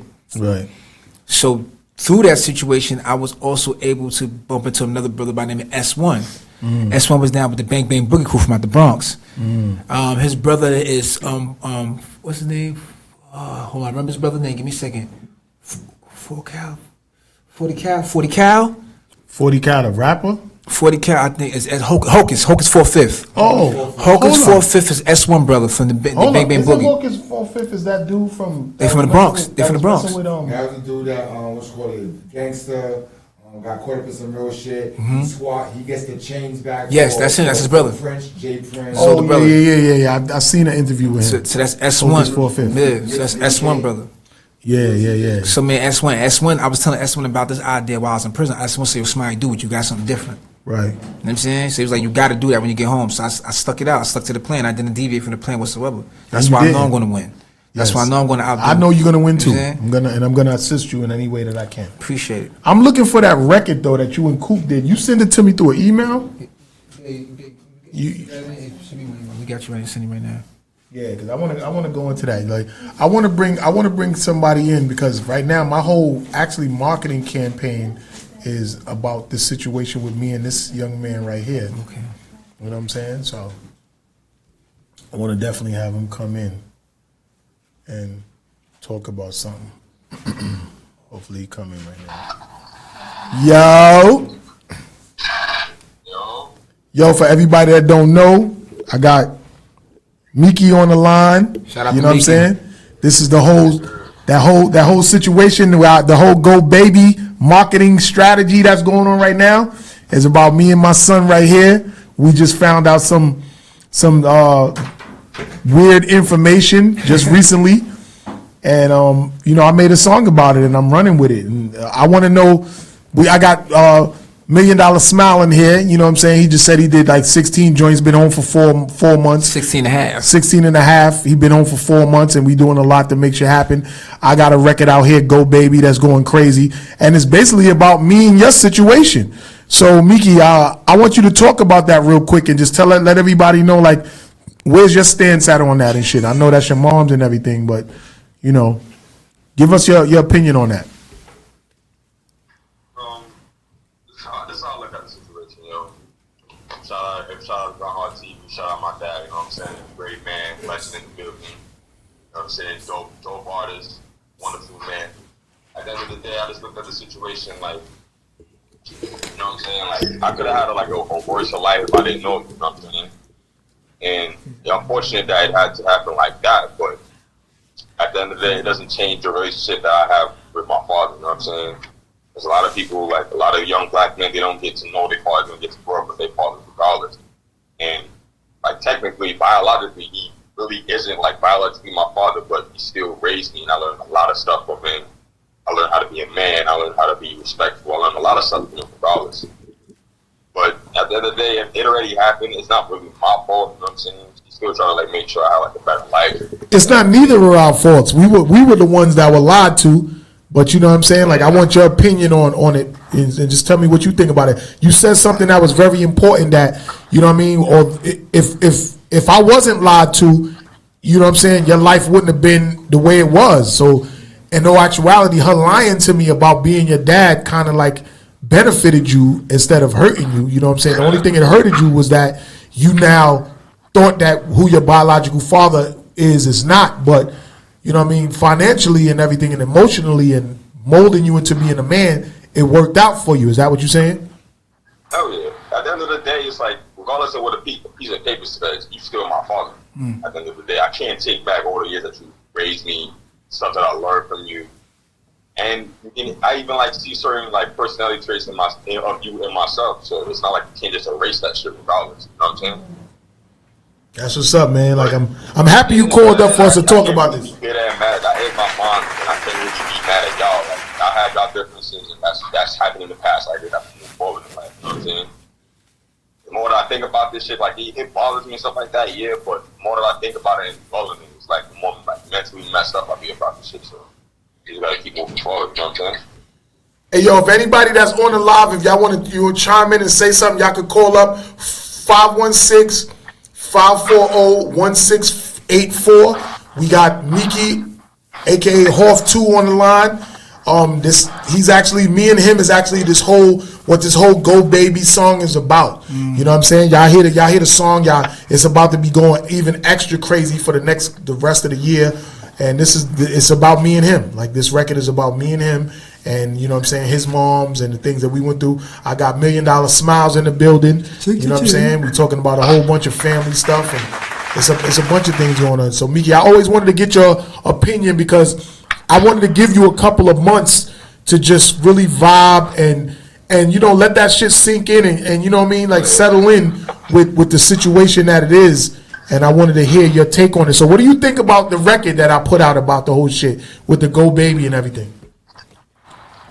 Well, the record's kind of dope. It's like the fact that you actually stood up and like said how you feel about your feelings and shit like that. You chimed in on how you really feel, and you really feel that in your soul when you listen to the record. Like, you know what I'm saying? Like, I know there's like a lot of people that probably went in a similar situation that you've been in, and like don't have the balls to get up and move forward from that past and shit like that. But at the end of the day, it's like you can't really be like mad about this shit. Like, you just gotta be happy that you got to know what happened at the end of the day. But I don't know. Like, I feel a little awkward about it, but at the same time, it's like I still love you. I still had that bond with you regardless. So you can't really just take that shit away. Yo, that shit. But, you know what I'm saying? That shit means a lot, yo, coming from you, because I kind of felt like that you kind of was falling back from me a little bit. Like, I felt like you wasn't really reaching out to me as much. And you know, you was, and I respected it. Like, get on my feet and be a man, because that's what you be trying to like instill in my brain. Like, yo, you got to get up and be a man. You got to get up. You got to grind. You got to get up. You got to get it. So I wasn't just trying to be like, yo, dad, like all the time. I used to be like that in the past and shit like that. But like having this mindset now, like, yo, I got to get up. I got to do it, and I really got to get up and do this shit. So I'm like, yo, I can't make no excuses about it, and I just got to like just get my shit together. You know what I'm saying? In a better sense. So, yo, do you want? Go ahead. What you were saying? I just want to ask you how you feel about the situation. I expressed everything I needed to say in the record. You know what I'm saying? Like, I still love you and everything.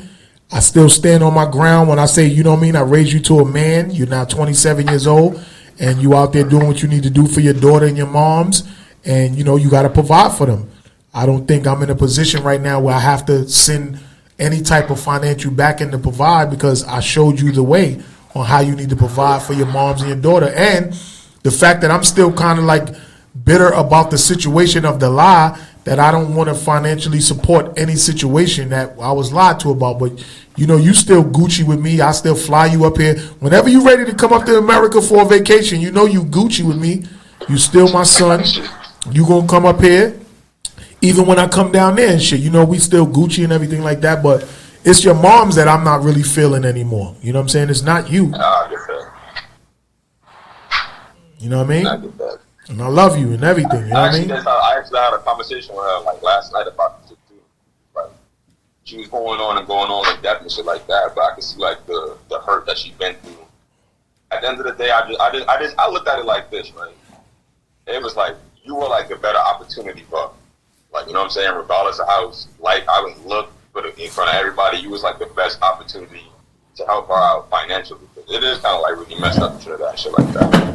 And a lot of niggas out here just want to just use women and just like, you know what I'm saying, get some sex, get something to eat, get something out of them. It's not really like being there to take care and help out and shit like that.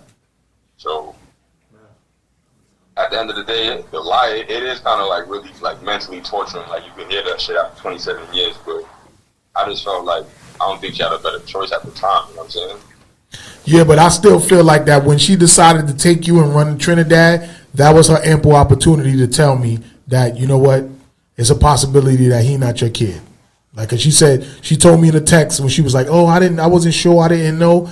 That was her time to say, you know what, when she took you and kept you down there, that was her time to say to me what it really was and what she knew, whatever she wasn't sure about. So I think she just milked it. She just milked it for as long as she could milk it because I was the provider and shit like that.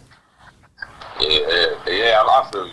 But let me ask you this question. Let me ask you this. Like, how many women like just come out blatantly and just say like, "Yo, I cheated on you," or "Yo, I did this. I did some real fucked up shit." Like, how many women just like come up and just admit that without being like petrified about the shit? Real woman would do that. A real woman would do that because when she had the balls to take you to another country and keep you there from me, that was the time for her to say what it was and not juice me for the rest. You left there. When she took you down there, you was 5. You're now 27, my guy. So that's 12. That's 12 years, right? 21. That's 21 years that she was milking me to do stuff for you and her when she been knew when she left that was a possibility that I wasn't your father. So that right there, that's unforgivable. Like I didn't. It's not affecting me to where it's stopping me from moving forward. But me and her can't move forward. Because that was a lie that she kept to herself all of that time. And I understand that that's your moms, and you know you always going to be team moms because we came out of our mothers. So I understand that, you know what I'm saying? But you good with me. She not good with me, bro. She not good with me, son. You know what I'm saying? The only thing, this is just my advice. You don't have to take it, but this is just my little bit of advice. You know what I'm saying? Like, you get that, you get like your blessings from forgiveness in yourself. You know what I'm saying? Like, regardless of what she did, you just got to stand on and feel how you feel. And I forgave. You know what I'm saying? Listen, as far as I'm concerned, you're still my son, not biologically, but you're still my son, right? But me and her's done. We don't have nothing. We don't have nothing to do. You know what I'm saying? So that is what it is, my nigga. And I know you love your moms. I'm trying to play peacemaker. You know what I know. Nah, they're saying like I don't want to say nothing bad about your moms, but at the same time, in my eyes, everything is bad about her. You know what I mean? And I know you love your moms, so I don't want to stay on it too long and keep dragging it. But you know what it is, my nigga. So whenever you're ready to come to America for a vacation, you let me know. And when I decide to come to Trinidad and we vibe out, and, you know, you come to my hotel, we vibe out in the city and do what we do, that's always still a option. But not her. You feel me? I got you. I got you. You know what I'm saying? So look, what we're going to do is we're going to go into some music and then we're going to come back with $1 Million Smile. This is Miki, a.k.a. HOTH2. Y'all know what it is. The whole song, the Go Baby situation is all about me and him and his moms.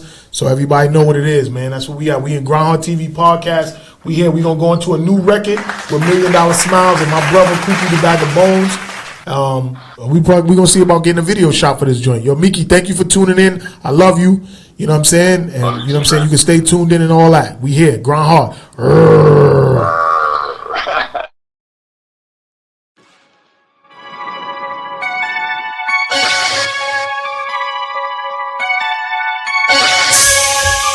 The boogeyman's back, don't be scared.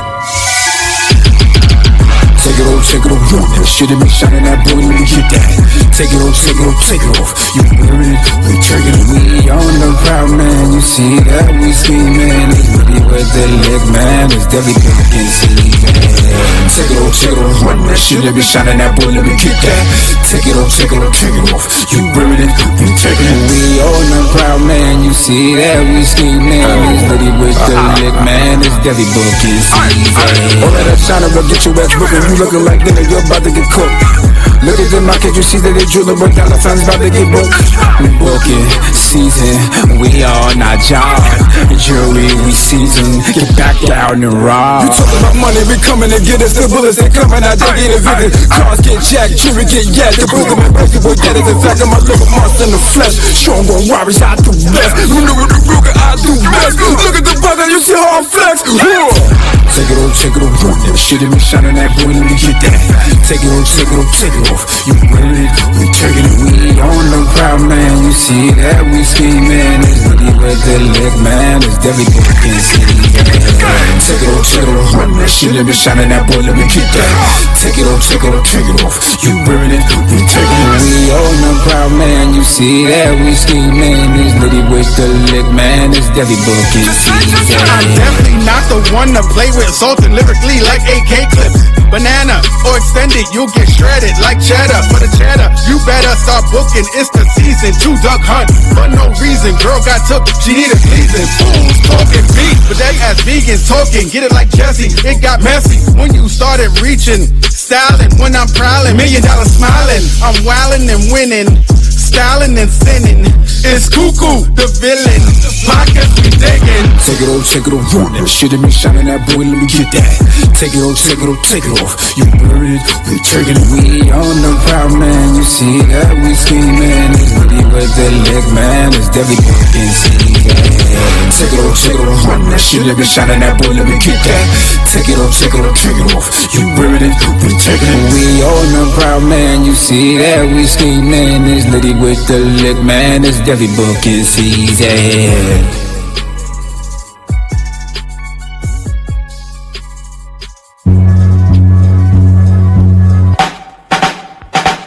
Hey yo, Queens get the money, long time no cash. I'm caught up in a hustle where the guns go blast. Queens get the money, long time no cash. I'm caught up in a hustle where the guns go blast. Hey yo, Queens get the money, long time no cash. Yeah, I'm caught up in a hustle where the guns go blast. Not gonna see your boy get retaliated, so I had to check it fast. Put out my heat first, come on, put out his heat last. Hey yo, Queens get the money, so we tuck the heat. Enough is sweet, in other places think y'all running shit, then we'll buck your feet. Hot steps, take the right steps, muscle bicep, strong arm emoji, swinging swords like Shinobi. Can't no rapper hold me out the gate, can't control me, best beware with your gun. You can't get jacked, sound like Janet. Y'all be wishing on a star, but be taking life for granted. Standing 10 toes down to the ground, my feet is planted. Born in Brooklyn Women's Hospital, but Queens is where I landed. East Elmhurst first, then Flushing. I rushed in Jamaica, never fake the move south side. We outside, don't get yourself popped in Far Rock. School of hard knock, that's Corona. We the owner, shit get sticky, get the blicky or the burner fish. You're turning, that'll learn ya, but only necessary, cause Queens we never worry. Yo, Queens get the money, long time no cash. I'm caught up in a hustle where the guns go blast. Queens get the money, long time no cash. I'm caught up in a hustle, come on, guns go blast. Ayo, Queens get the money, long time no cash. I'm caught up in a bag of bones, say his daughter loves booking season. Retaliated, so I had to be fast. Put out my heat first, sleep without his heat blast. Ayo, Queens get the money, slogan is inside of me. The best it gotta be, rest in peace to that nigga Prodigy. I remember when you and your man shot at me over that robbery. Your chain was only 10 carats, but it was heavy jewelry. Foolery, we went through when we was young, we was dumb, but in retrospect I sit back and reflect. It was fun, we would be at each other's house. You drink Henny, I drink rum. It was grimy, hanging out in the 90s, packing guns. Memories of smoking weed in the basement of the dance school. Ironically, St. Block you would visit when they paroled you. You was ahead of your time with your mom, I ain't gonna hold you. It's sad that they threw paint on your face at the mural. You was loyal to a hood that wasn't loyal back. You wrote that book, niggas was shook cause none of it was capped from Hempstead, but instead you rep Queens, and that's a fact. They should've took some of these lame rappers and sent your ass back. Hey yo, Queens get the money, long time no cash. I'm caught up in a hustle where the guns go blast. Queens get the money, long time no cash. I'm caught up in a hustle where the guns go blast. Ayo, Queens get the money, long time no cash. I'm caught up in a hustle where the guns go blast. A fool retaliated, so I had to think fast. Put out my heat first, sleep without his heat last. Yeah. You already know what it is, your boy Worldarama, Grindhard TV Podcast. We here with $1 Million Smiles. Yeah.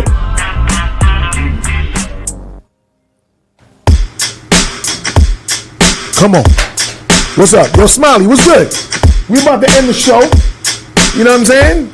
You got something? You know what I mean? We could do something. We could freestyle. We could do something. We got a new record coming. You know what I mean? Hey, talk to him. Hey. You want me to change it up? You want me to bring everything in? You want me to bring everything in? Let's go. Hey, hey. Such a cold world, such a cold world, where we all don't seem to get along. Hey, cold, cold world, hey, cold world, such a cold world. Yeah. It's a cold world, such a cold world. This world is cold. Where we all don't seem to get along. She know she like it. Bad as hell, I get excited. The world is cold and make a man hard. I swear to God, it make a man hard. Look in his eyes, you see the vision clearer. Staring in the mirror, look at him. He thinking out of the box, orthodox, swag on top. Look at the minute, they couldn't stop him. They try to cop him. Too many people couldn't drop him. Bad guy, grew up hard from South Side. You don't wanna play with the boogeyman, you don't wanna die. It's a cold world. Yeah, such a cold world. We all just don't get along. Hey, cold world, such a cold world. Hey, such a cold world. Well, they say that I'm cold, but I'm really ice frosted. You can't fuck with me, y'all niggas is mad coughing. COVID-19, y'all come through, I got 19 shots for you motherfucking niggas to stop.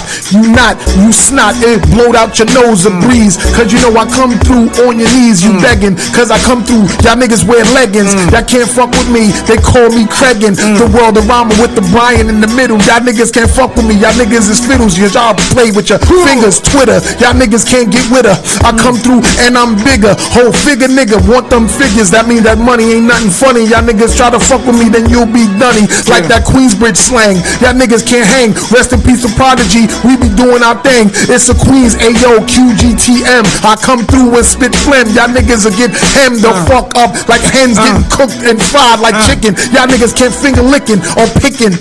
I'm about that chicken getting money, ain't nothing funny. It's so sunny outside. Hold up, it's the summertime. I come through and I rhyme. Y'all niggas get slimy like Ghostbusters. Dust you off, y'all niggas is soft. I cough on the mic and y'all see what I like. Y'all love what I say. I come through and I spray, don't delay. Today is Sunday and we here with $1 Million Smiles. We bought these $1 Million Smiles cause our smiles is worth money. Y'all niggas is thinking shit is funny, but yo, don't fuck with me. Y'all can't deal with us. It's Queens and God we trust. That's on the money. Yo. Such a cold world, such a cold world, where we all need to get along. Hey, cold world, hey, cold world, hey, cold world, such a cold world. It's a cold world, such a cold world, where we all just need to get along. Yo, hey yo, shout out my guy Blue Diaz on the production. This your boy Worldarama. We in the motherfucking building, man. That's a new record we gonna come up. We was just freestyling it, but we was giving y'all a taste. You know what I'm saying? That's a new record with me and $1 Million Smiles. Y'all heard the record with Cuckoo the Bag of Bones and $1 Million Smiles. You know what I'm saying? Y'all had Miki, aka HOTH2 on the live. You know what I'm saying? Like, we got a lot of shit going on out here, man. You know what I mean? Like, shout out my dude Robert. Y'all gonna hear a lot about him soon. He was gonna call up today, but he didn't. But it's okay. We got a lot of shit going on. Shout out Cuckoo the Bag of Bones that's in here. You know what I mean? Shout out everybody that tuned in. Shout out everybody that's supporting me. Shout out everybody that's supporting $1 Million Smiles. Shout out everybody that's supporting the record. Hater, I'm a hater, and Go Baby, the Boogeyman record. the Cold World record that's dropping.